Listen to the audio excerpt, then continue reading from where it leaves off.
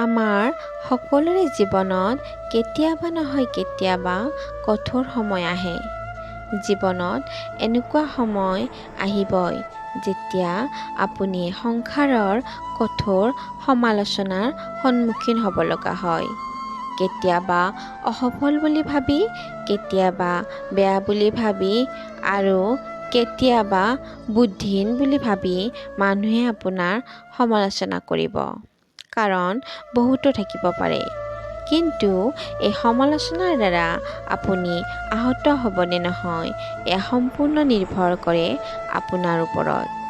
আপুনি এই সমালোচনাৰ দ্বাৰা আহত হৈ চকু পানী লৈ বহি থাকিব পাৰে, নাইবা এই সমালোচনাৰ দ্বাৰা প্ৰভাৱিত নহৈ সমস্যাৰ সমাধানৰ ৰাস্তা বিচাৰিব পাৰে। নিৰ্ণয় সম্পূৰ্ণ আপোনাৰ ওপৰত নিৰ্ভৰ কৰে। যিয়ে এই সমালোচনাক নেতিবাচকভাৱে লয়, তেওঁ কেতিয়াও আগবাঢ়িব নোৱাৰে। আৰু যিয়ে এই সমালোচনাক ইতিবাচকভাৱে লয়, তেওঁ নিজৰ লক্ষ্যস্থানত উপনীত হ'বই।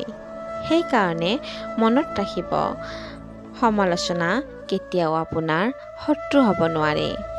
বৰঞ্চ ই আপোনাক আগুৱাই যোৱাত সহায়হে কৰে। এটা কথা মনত ৰাখিব, জীৱনত বিনা কষ্টই, বিনা পৰিশ্ৰমে একো বস্তুৱেই পোৱা নাযায়।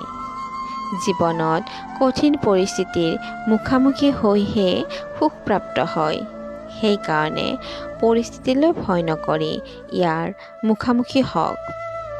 আমি সকলোৱে সময়ৰ মহত্ব বুজি পাওঁ। কেতিয়াবা আমাৰ সময় বহুত ভাল হয় আৰু কেতিয়াবা আমাৰ জীৱনলৈ বহুত বেয়া সময় আহে। আমি এই সময়ৰ মহত্ব বুজি পায়ো এই সময়কে আমি অবাবত নষ্ট কৰোঁ। সময় সদায় পাৰ হৈ যায়, দুনাই কেতিয়াও ঘূৰি নাহে।